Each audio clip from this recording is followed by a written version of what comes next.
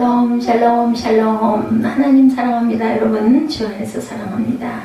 오늘 다니엘 10장, 우리 너무 잘 아는 말씀이죠. 기도는 영적 싸움입니다.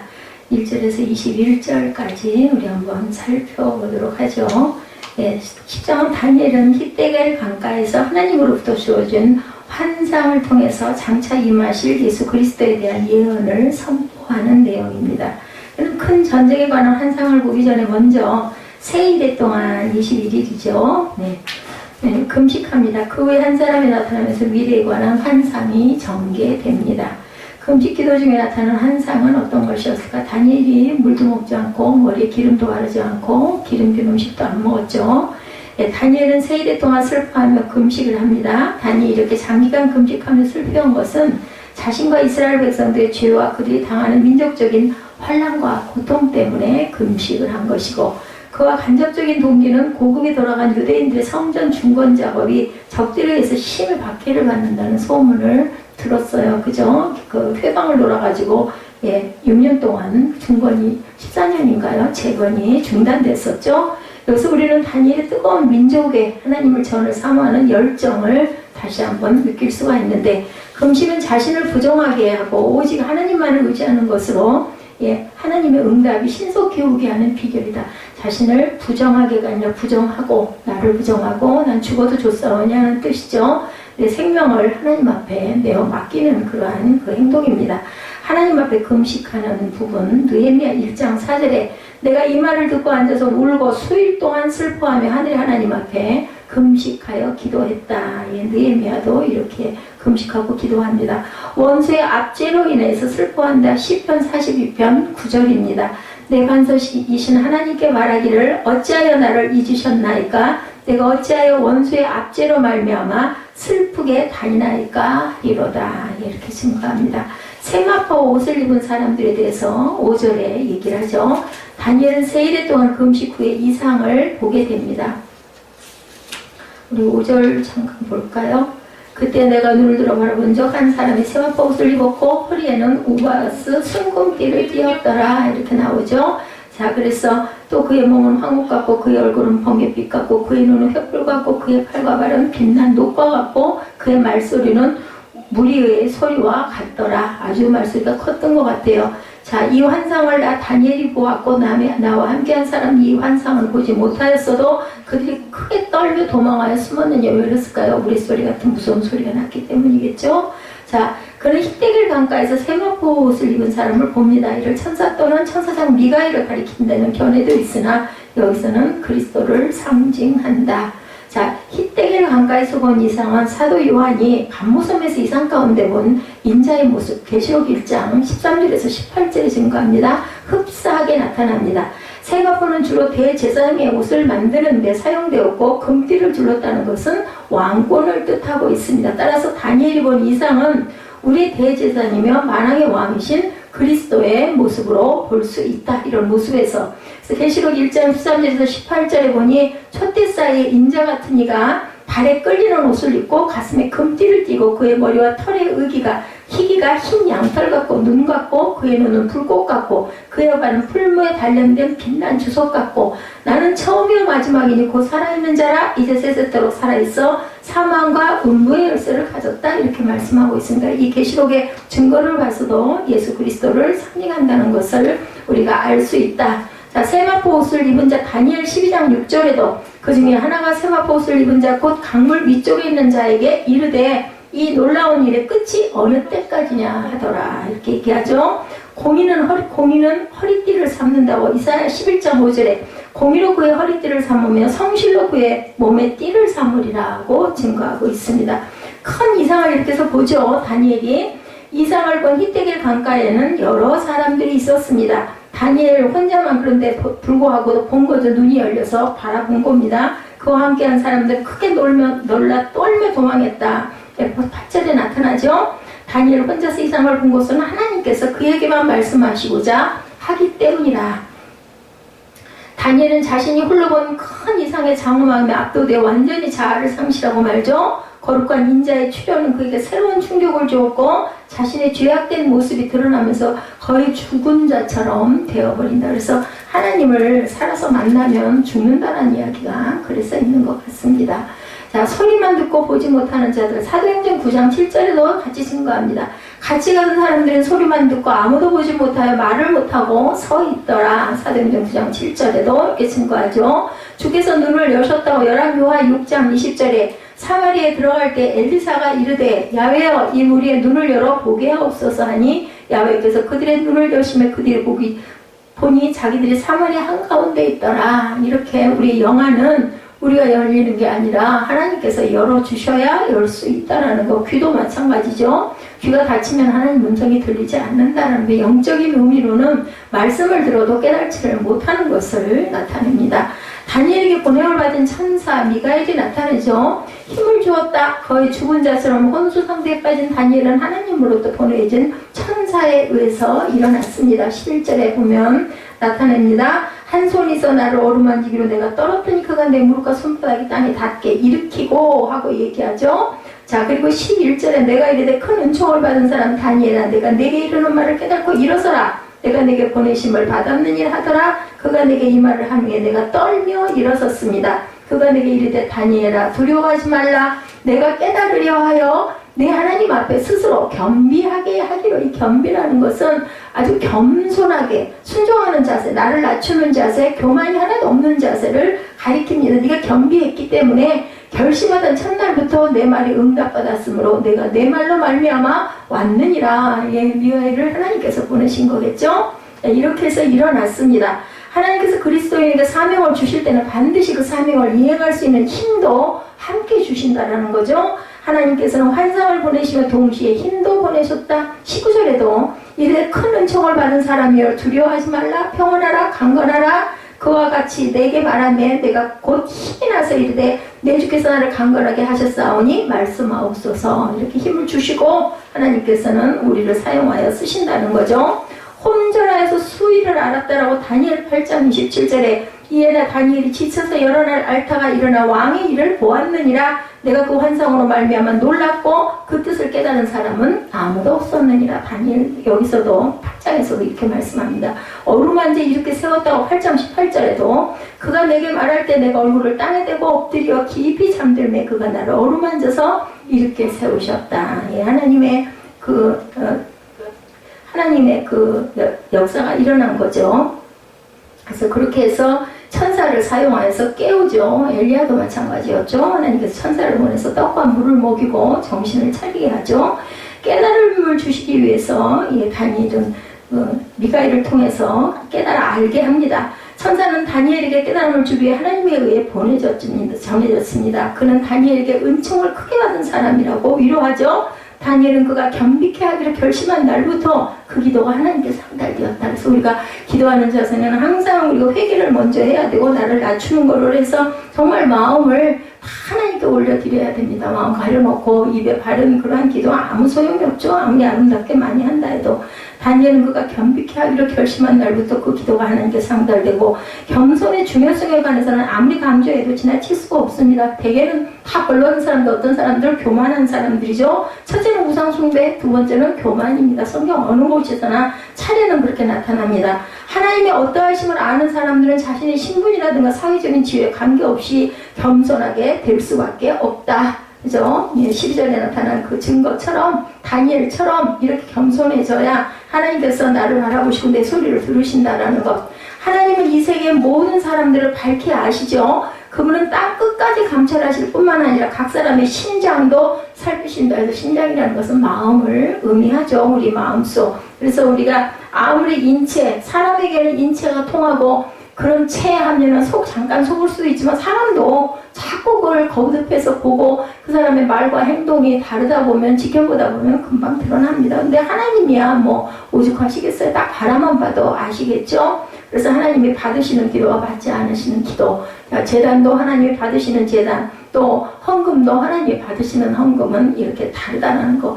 주께서 기도에 응답하셨다고 사도행전 4장 31절에 빌기를 다음에 모인 것이 진동하더니 우리가 다 성령에 충만하여 담대히 하나님의 말씀을 전했다라고 얘기합니다. 성령께서 임하시면 우리는 담대해진다. 힘을 하나님께서 우리에게 주시죠. 후일에 될 일을 알게 하신다고 다니엘 2장 28절에도 오직 은밀한 것을 나타내실 이는 하늘에 계신 하나님이시라. 그가 느부갓네살 왕에게 후일에 될 일을 알게 하셨나이다. 왕의 꿈 곧 왕이 침상에서 머릿속으로 받은 환상은 이러하니라. 다니엘은 참 하나님께 은혜를 받은 사람이에요. 왜? 겸비한 자세를 가졌기 때문에. 그리고 한결같았죠. 어느 곳에서 자기 생명을 아까워하거나 두려워하지 않았습니다. 방해를 받았다. 다니엘이 기도를 시작할 때부터 그의 기도는 응답이 되었죠. 그래야 하나님은 천사를 다니엘에게 즉시 보내주셨죠. 다니엘의 기도에 응답을 주려고 오던 천사는 바사국군에 의해서 방해를 받습니다.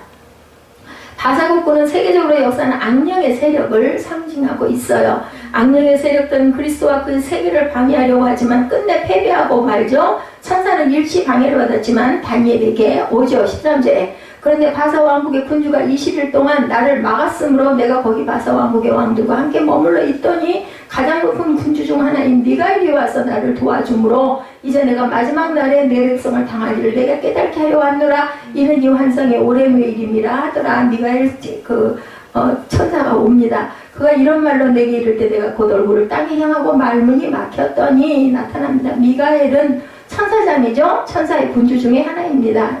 가브리엘 그와 같이 이름이 기록되어 있는 천사 중 하나로 신약에서는 유다서와 요한계시록에 각각 한 번씩 언급됩니다. 한편 미가엘에 관하여 다니엘서에서는 이스라엘 민족을 수호하고 호위하는 대군을 이끄는 천사로, 유다서에서는 모세의 시체에 대하여 마귀와 변론하는 천사로 기록하고 있고, 요한계시록에서는 미가엘과 그의 사자들이 용과 그의 사자들로 더불어 하늘에서 전쟁을 한다고 기록되어 있습니다. 그래서 미가엘은 전쟁의 그 천사다라고 얘기하죠. 가브리엘은 하나님 앞에 서 있는 천사, 신약에서는 세례 요한의 출생, 그리스도의 탄생과 같은 소식을 전하는 역할을 했죠. 예, 가브리엘은 다니엘서에서는 이상을 깨닫게 하는 천사로 기록되어 있습니다. 누가복음 1장 26절에 여섯째 달에 천사 가브리엘이 하나님의 보내심을 받아 갈릴리 나사렛이라는 동네에 가서 얘기하죠. 예수 그리스도가 태어나실 것에 대한 얘기를 하는 그런 가브리엘 천사, 미가엘 천사는 전쟁의 신으로 나타나기도 합니다. 이렇게 방해를 받았지만 그 악령의 세계는 결국은 패배하고 만다라는 것을 나타냅니다. 그래서 우리는 믿음에 굳게 서야 합니다. 고린도전서 16장 13절에 음식은 배를 위하여 있고 배는 음식을 위하여 있으나 하나님은 이것저것을 다 패하시리라. 몸은 음란을 위하여 있지 않고 오직 주를 위하여 있으며 주는 몸을 위하여 계시느니라 라고 증거합니다. 우리는 그래서 믿음에 굳게 서야 한다. 악을 제거한다고 이사야 6장 7절에 그것을 내 입술에 대며 이르되 보라 이것이 내 입에 닿았으니 내 악이 제하여졌고 내 죄가 사하여졌느니라. 성경에서 이사야가 기도하는 중에 환상을 보는데 천사가 나타나서 나는 아주 부정하나이다 했더니 그 불에 달군 그 화석가락을 가지고 입술을 찢어주죠. 그래서 너는 이제 거룩해졌다라고 얘기하는 부분이 이사야 6장 7절 이하에 나타난 그런 말씀입니다.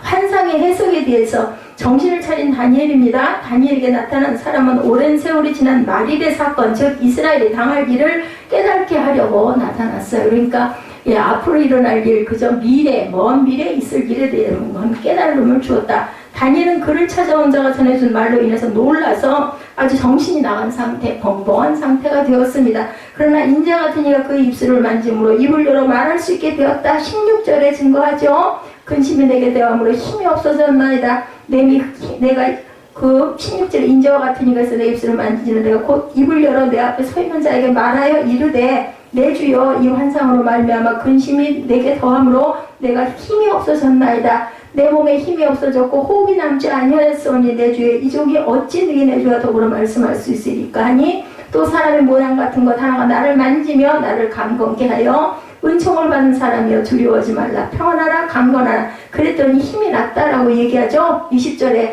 그가 이르되 내가 어찌하여 내게 왔는지 내가 아느냐 이제 내가 돌아가서 바사 군주와 싸우려니와 내가 나가는 후에는 헬라의 군주가 이를 것이니라 얘기합니다. 바사의 군주는 아까 악령이라고 얘기했죠. 사단을 상징합니다. 오직 내가 먼저 진리의 글에 기록된 것으로 내게 보이리라. 나를 도와서 그들을 대항할 자는 너희의 군주 미가엘 뿐이니라. 여기 천사가 와서 이렇게 얘기합니다.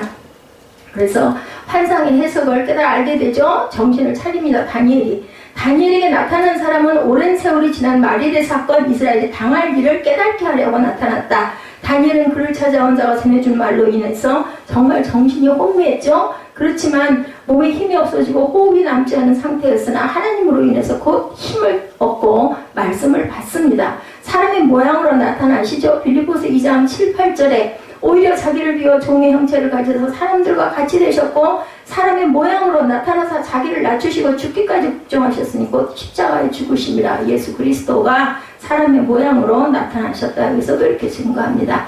바사의 멸망과 헬라의 등장 19절부터 21절까지 증거죠.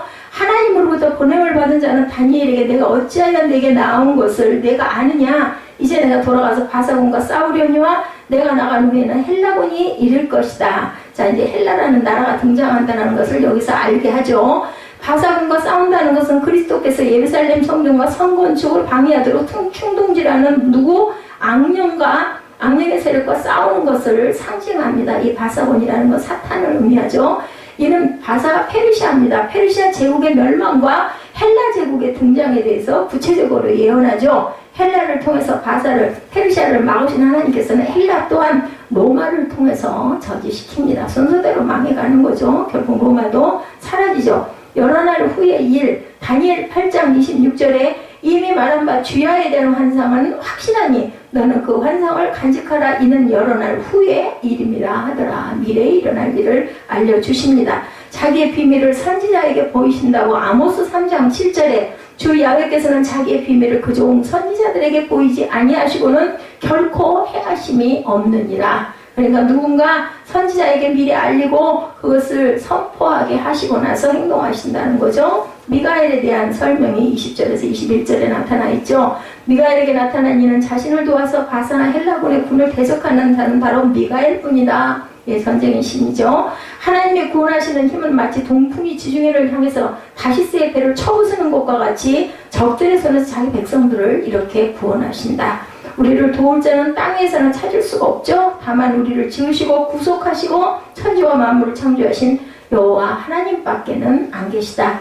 이 세상을 따르는 자가 일시 동안 유쾌한 것 같으나 결국은 실패합니다. 굳세게 하시죠. 학계 2장 4절에 그러나 야훼가 이르노라 스룹바벨아 스스로 굳세게 할지어다. 여호사닥의 아들 대제사장 여호수아야 스스로 굳세게 할지어다. 여호와의 말이니라. 이 땅 모든 백성아 스스로 굳세게 하여 일할지어다. 내가 너희와 함께 하노라. 만군의 야훼의 말이니라. 이렇게 증거되어 있습니다. 그래서 어디로 가든지 내가 너와 함께 하겠다. 여호수아 1장 9절 아주 놀라운 말씀이죠. 내가 네게 명령한 것이 아니냐. 강하고 담대하라. 두려워하지 말며 놀라지 말라. 내가 어디로 가든지 내 하나님 야훼가 너와 함께 하시니라 하고 말씀합니다.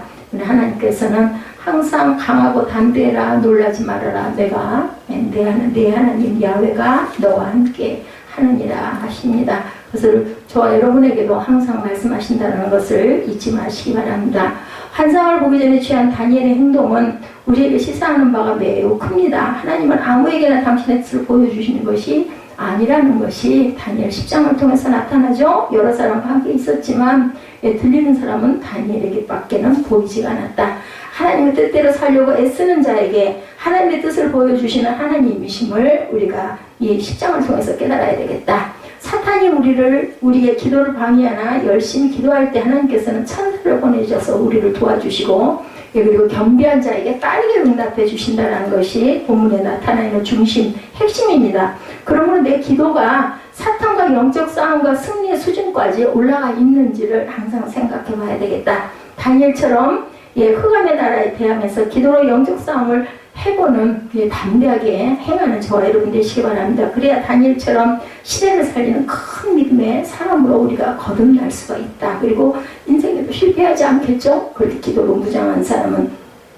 자, 인생 말년을 끝 무렵까지도 기도로 살았던 다니엘의 이야기죠. 다니엘의 탁월성의 비밀은 어디에 있었다? 기도에 있었다. 이분이 이 기도를 하고 이렇게 눈이 열려가지고 환상을 본 것이 연세가 84세 정도였다라고 나타나 있습니다. 우리는 다니엘을 이야기할 때마다 그의 탁월한 지혜와 놀라운 결단력과 담대함 그리고 기도력에 대해서 늘 언급을 합니다. 그리고 이 모든 것들은 다니엘의 중요한 삶의 비밀은 바로 기도에 있었다는 것. 다니엘서의 상당 부분이 그의 기도 생활이 할애되고 있다는 사실에 대해서 우리가 꼭 기억해야 되겠다. 다니엘의 기도야말로 그의 삶의 열쇠라고 말하는 것이 옳죠. 인생 말년을 기도로 장식한 다니엘. 본문은 다니엘의 말년의 모습을 조명하는데 다니엘은 말년에도 여전히 기도하는 사람으로 등장합니다. 그는 인생의 마지막을 기도로 맞이하죠. 그의 황혼은 저물어가는 해처럼 낙조의 쓸쓸함을 안겨준 것이 아니라 그의 기도 때문에 오히려 찬란하게 더욱더 꽃이 핍니다. 다니엘은 특별히 인생의 말년의 기도를 하나의 사역처럼 감당했던 사람이다. 특별히 민족을 위해서 다니엘은 기도합니다. 기도는 다니엘의 인생에서 일정한 사역이 되었는데 특별히 다니엘은 민족을 위해서 중보기도의 사역을 감당합니다. 바사왕 고레스 3년에 한 일이 벨드사살이라 이름한 다니엘에게 나타나는데 그 일이 참되니 곧 큰 전쟁에 관한 것이다. 다니엘 10장 1절이죠. 다니엘이 그 일을 분명히 알았고 그 이상을 깨달으니라. 조국을 위해 기도하다가 깊은 정지에 이르게 된 다니엘입니다. 그런데 참 하나님의 그 뜻이 신비하고 오묘한 것은요. 누군가를 위해서 무엇을 위해서 열심히 기도하면 하나님께서는 나에게 새로운 특별한 은혜를 경험하게 해주신다라는 것. 그거는 분명히 하나님께 심으면 그 마음이 정말 물같이 내 욕심을 위한 그런 기도가 아니라 정말 깊이 기도하면 하나님께서는 우리에게 알 수 없는 셈수 없는 힘을 주신다라는 것. 그죠? 그건 세상이 줄 수 없는 거죠. 다니엘은 바벨론에 남죠. 고레스왕 3년이면 주전 535년이나 534년경이었는데 이때는 고리스의 등국과 칙령 발표로 많은 유대인들이 바벨론의 포로 생활에서 자유함을 얻고 그들의 고향인 유대 땅으로 돌아갔던 때입니다. 그들은 성전 재건의 부푼 꿈을 안고 폐허와 잿더미로 인했던 옛 고향으로 돌아가 즉시로 매일매일 야훼 하나님께 제단을 드리기 시작했고 성전의 기초가 되는 터전 쌓는 일에 착수했던 때인데 궁금한 것은 다니엘은 왜 돌아가지 않았을까? 이 부분이 그죠? 이때 왜 다니엘은 그때까지도 바벨론에 남아 있었을까? 성경은 이에 대해서 답을 하고 있지는 않지만 두 가지 이유가 있지 않았을까? 하나님께서는 다니엘을 그가 포로로 있는 이방 땅에서 생애를 마치도록 기도 가운데 인도하셨을 가능성. 왜냐하면 하나님의 섭리는 그저 사람이 하는 게 아니죠. 그런 모든 것은 하나님이 섭리하시기 때문에 더구나 기도 생활을 열심히 하고 하나님께 그렇게 충성을 했던 다니엘이 그 나라에서 호의호식하고 편하게 있으려고 안 가지는 않았을 거라는 거죠. 다니엘 스스로가 자신이 너무 늙어서 이 나이에 무슨 일을 하겠는가 하는 생각을 했을 수도 있다. 그는 약 85세가량 되었는데 여전히 그는 바사 제국의 중임을 맡고 있었고 마음대로 자기 직임을 버리고 고국으로 돌아갈 수가 없었지 않았을까. 그러나 다니엘은 이방 땅에 있을 망정 자기가 해야 할 일을 발견합니다. 그것은 조국을 위해서 기도하는 일. 몸은 떨어져 있었지만 열심히 나라를 위해서 기도했다는 거죠. 다니엘에게는 조국을 위한 기도가 하나의 사역이었고 중보 사역으로 기도의 짐을 계속 지고 달려가고 있었다는 거죠. 내 조국이 잘 되게 하여 주옵소서. 성전 재건이 잘 되게 해줘. 왜냐면 일시 중단도 됐었으니까. 3절에는 조국을 위해 기도하고 있는 다니엘의 모습이 나오죠. 새 이래가 차기까지 좋은 떡을 먹지 아니하며 고기와 포도주를 입에 넣지 아니하며 기름을 바르지 아니하니라. 이것은 21일간의 강렬한, 그래서 다니엘 기도회가 있습니다. 21일 동안 집중적으로 작정하고 하는 기도회들을 많이 합니다. 이 다니엘의 21일간의 이것 때문에 전방에서 떼는 사람, 후방에서 기도하는 사람, 그렇죠. 두 부류로 나눕니다. 지금 우리가 선교사님들 위해서 기도하는 것처럼 그분들은 일선에서 뛰고 뒤에서는 기도로 동역을 하죠. 이스라엘 백성들은 조국으로 돌아간 후 3년간은 열심히 조국 재건에 힘씁니다. 털을 닦고 성전의 기초를 쌓죠. 그러다가 갑자기 이 모든 것이 중단이 되는 사태가 벌어집니다. 그 후로 15년간 그들은 아무것도 하지 않고 세월을 보냅니다. 성전의 터전은 황폐하게 버려져 버리게 되죠. 그랬던 시절이 있었죠. 학기라는 선지자가 이스라엘 백성을 깨워 일으키기까지 성전 재건의 꿈은 현실의 난관에 부딪히자 그만 중단이 되고 허물어지기 시작을 합니다. 이 소식을 전해들은 다니엘은 얼마나 마음이 아팠을까 상상이 가죠. 비록 이방 땅에 있을 망정 사랑하는 조국 땅이 재건되기를 바랐던 다니엘은 조국에 대한 기도의 부담감을 무시하기가 어려웠겠죠. 더 기도했을 것입니다. 그래서 그는 식음을 전폐하고 사랑하는 조국 땅의 부흥을 위해서 그 다니엘 기도를 했다는 거죠. 조국 땅에는 에스라 느헤미야처럼 몸으로 뛰면서 일하는 사람들도 있었습니다. 그 시대에. 그러나 몸으로 뛰면서 일하는 사람 못지않게 조국을 위해 중보기도 횃불을 끄지 않았던 다니엘이 있었다는 사실이 유대인들에게는 얼마나 큰 보배였을까입니다. 고령이나 장애우, 몸 아픈 사람도 얼마든지 이렇게 기도로 사역할 수 있다는 거죠. 몸으로 뛰는 것만이 아니죠. 일도, 기도도 사역이라는 거. 건강을 잃어버렸다는 사실에도 불구하고 생애가 끝났다고 판단하지 않고 그러한 상태에서도 자기가 할 수 있는 일, 사랑하는 하나님의 사람들을 위해서 혹은 하나님의 사역을 위해서 중보기도의 재단을 우리가 끊임없이 쌓아야 되겠다. 하나님께서 놀라운 일을 행하셨던 것을 교회서를 통해서 찾아볼 수가 있다는 거죠. 다니엘도 고령의 나이를 개의치 않고 조국을 위한 기도의 사역을 쉬지 않았던 사람이다. 깊은 기도 가운데 주님을 뵙게 되죠. 다니엘은 하나님은 공짜가 없으세요.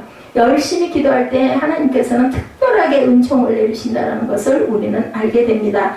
이 기도 가운데서 다니엘은 마침내 환상을 보죠. 자기 민족의 장래를 보여주시는 놀라운 하나님의 예언을 받게 됩니다. 처음에 다니엘은 다른 사람들이 받은 계시나 기이한 일을 해석하는 일만 했습니다. 그렇죠? 점차 자기 민족과 세계 역사에 대한 하나님의 계시를 직접 받게 됩니다. 꿈을 해석하는 그 정도가 아니라 본문에서는 한 걸음 더 나아가서 더 위대한 하나의 환상을 접하게 되는데, 즉 그는 주님 예수 그리스도를 뵈었다라는 거죠. 이것은 너희 민족이 이렇게 될 것이다, 세계 역사는 이렇게 될 것이다 라는 예언보다도 다니엘에게는 정말 존귀하고 영광스러운 가슴 벅찬 체험이었다. 평소 찬양하며 신뢰했던 그 주님을 자기 눈으로 직접 뵙게 됐던 거죠. 정말 얼마나 놀랍고 얼마나 영광스러운 일이었을까. 그때 내가 눈을 들어 바라본 즉 한 사람이 세마포 옷을 입고 있었고 5, 6절이죠. 그 허리에는 우바스 정금띠를 띄웠고 그 몸은 황옥 같고 그 얼굴은 번갯빛 같고 그 눈은 횃불 같고 그 팔과 발은 빛난 녹과 같고 그 말소리는 물 위의 소리와 같더라. 한 사람을 일부 성경학자들은 천사로 보지만 대다수의 사람들은 그리스도의 성육신 이전에 그리스도께서 오셨던 환상이라고 계시록 말씀과 동일하기 때문에 이렇게 얘기한다. 이 묘사와 비슷한 묘사가 바로 요한이 반모섬에서 보았던 비전과 같다고 아까 제가 앞서 처음에 그 말씀드렸죠. 그 한 사람은 바로 그리스도다. 천국보다 주님을 뵙기를 사모해야 합니다. 우리는 보면은 천국을 소망하고 하나님 뵙는 것에 대해서는 생각을 안 하는데 천국은 주님 때문에 천국이라는 것을 우리가 알아야 되겠습니다. 천국을 보았다는 사실보다 위대한 것은 그리스도 그 자체죠. 아무것도 그리스도의 환상을 능가할 수는 없다. 주님을 뵈면 응답을 받습니다. 이 이상한 나 다니엘이 홀로 보았고 나와 함께한 사람들은 이상을 보지 못하였어도 그들이 크게 떨며 도망하여 숨었다. 7절에 이렇게 증거합니다.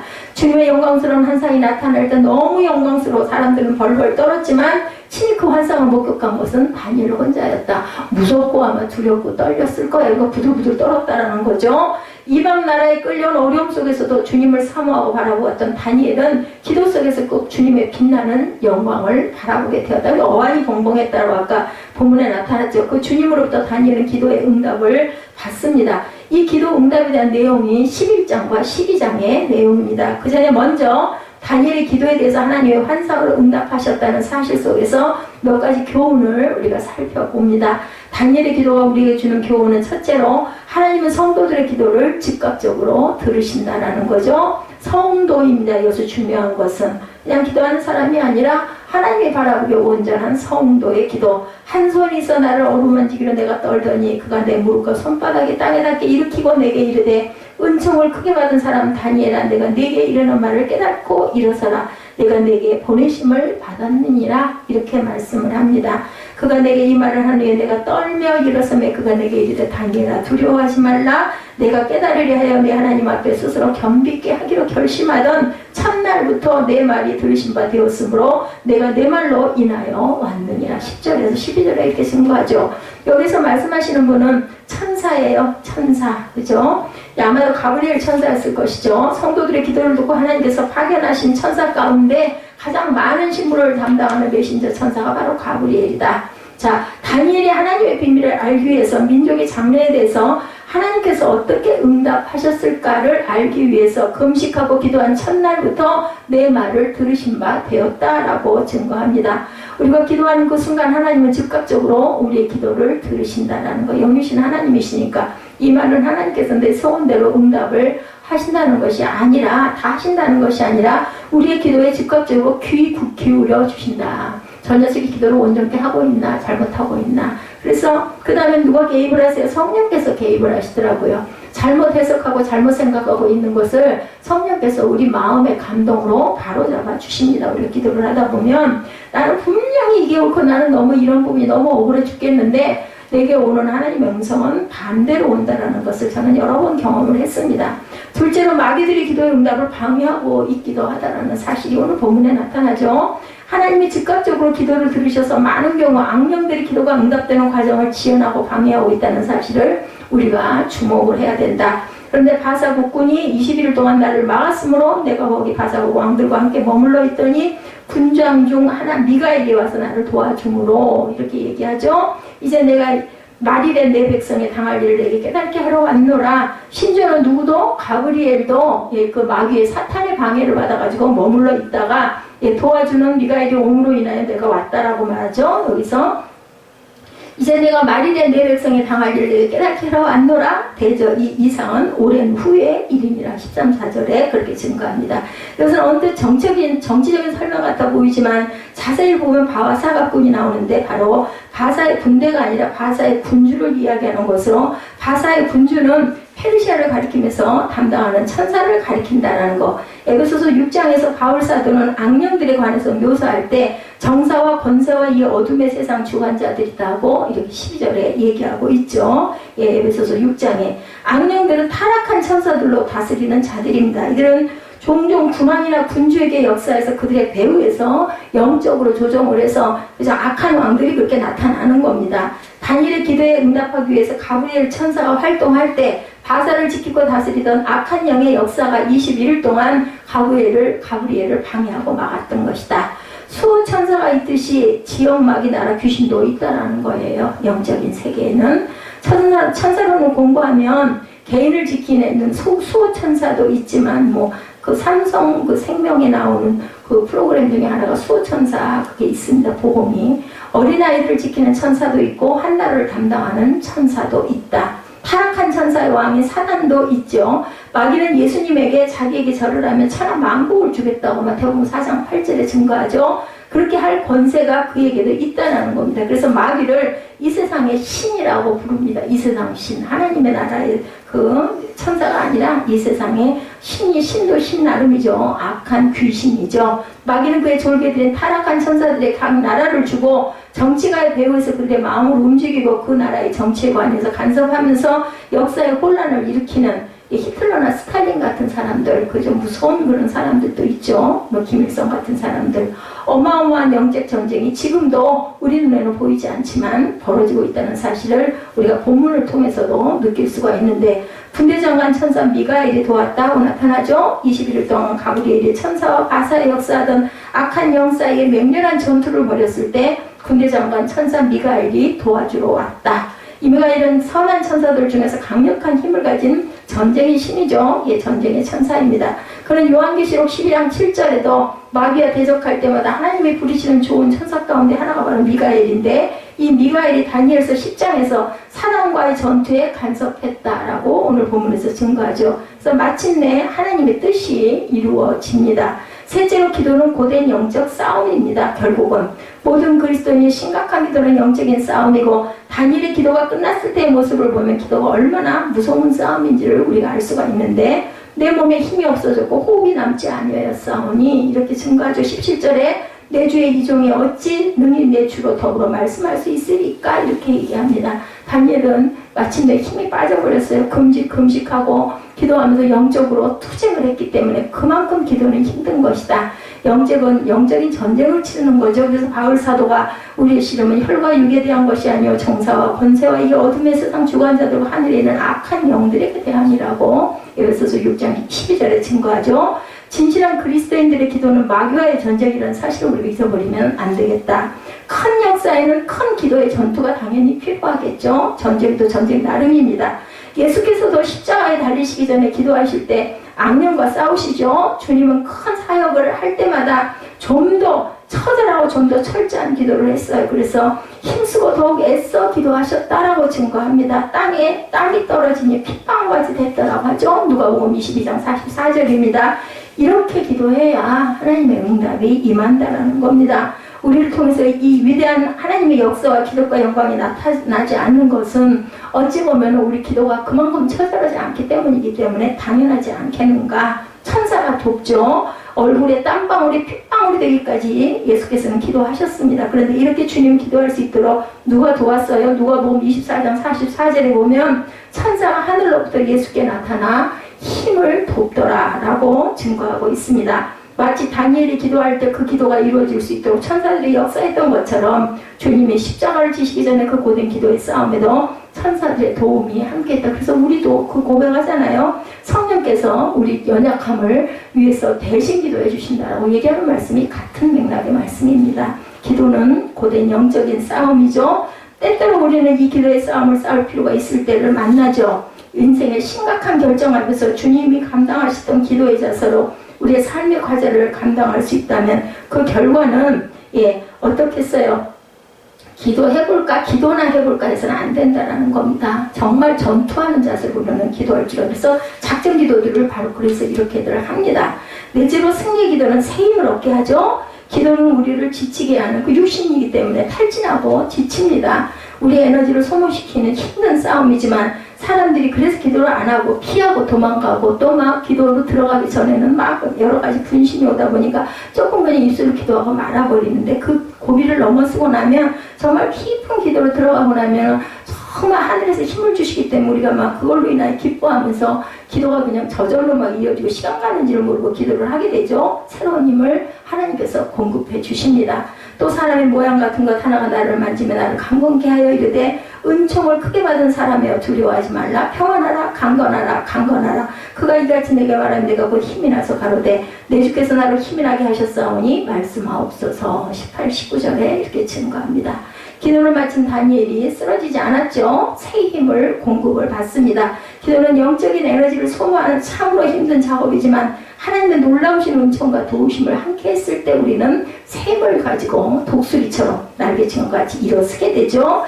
세상에 감당할 수 없는 그리고 세상의 모든 것을 이길 수 있는 새로운 힘을 가지고 우뚝 솟게 되는 이 기도의 영광과 기쁨과 기도의 엄청난 힘을 경험해 보시는 저와 여러분 되시기 바랍니다. 나를 돕는 천사가 있다는 것 마지막이죠. 마지막 부분. 오직 내가 먼저 진리의 글에 기록된 것으로 내게 보이리라. 21절이죠. 나를 도와서 그들이 대적하는 자는 너희 군 미가엘 뿐이니라. 천사들이 나를 돕는다. 당신을 돕는 천사들이 분명히 있다. 놀라운 천사 미가엘이 다니엘과 함께 있었다는 것을 잊어버리지 말아야 되겠죠. 그것은 다니엘뿐만 아니라 기도하려고 하는 저와 여러분도 마찬가지입니다. 악령도 군으로 프린스로 설명되어 있고 하나님이 부르신 놀라운 천사도 똑같은 단어 프린스라고 설명되어져 있습니다. 너희 천사가 곧 영적인 권세가 우리를 돕는다.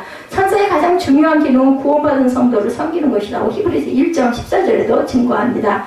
이 천사들이야말로 우리를 돕기 위하여 파송된 응원단이라는 사실을 잊어버리면 안 되겠죠. 천사들은 우리가 지칠 때 새 힘을 얻게 하며 기도하며 도우심을 구할 때 일어나야 해, 힘내, 그죠? 누구에게 엘리야에게 나타났던 천사처럼 이렇게 깨우죠. 기도의 마무리 부분에서 다시 새 힘을 얻고 일어서는 다니엘이 증거합니다. 오늘 본문에도.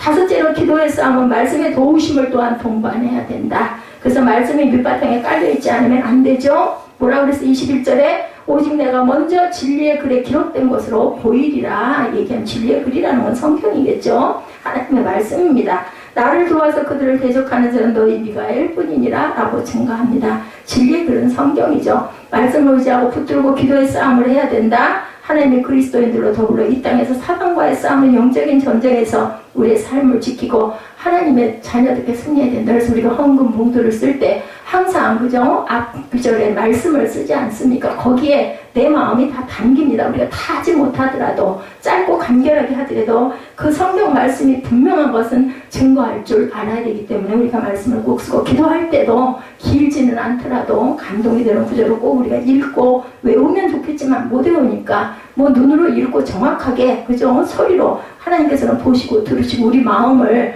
항상 알고 계시고 바라보고 계시니까 그래서 우리가 영적인 무기가 바로 기도와 말씀이라는 거 오늘 다니엘서 10장을 통해서 그 두 개의 놀라운 무기를 가지고 악령과의 전쟁에서 우리는 늘 승리해야 된다. 세상 가운데 우리가 눈에 보이지 않는 악령들은 분명히 존재한다라는 거. 예, 심지어는 가브리엘 천사가 다니엘에게 오려고 하는데도 21일 동안 방해했던 것을 미가엘 천사가 도움으로 내가 너한테 왔다라고 오늘 다니엘서 10장에서 증거하는 내용을 통해서 영적인 싸움은 분명하게 있다는 거 우리가 보지 못할 뿐이지만 그래서 우리는 항상 그래서 십자가 목걸이를 늘 하기도 하고 그죠? 그러면 우리가 연약하기 때문에 지니고 또 방송도 긴 공간이라도 방송도 틀어놓고 그냥 우리의 마음입니다. 그게 무슨 어떤 뭐 하나의 뭐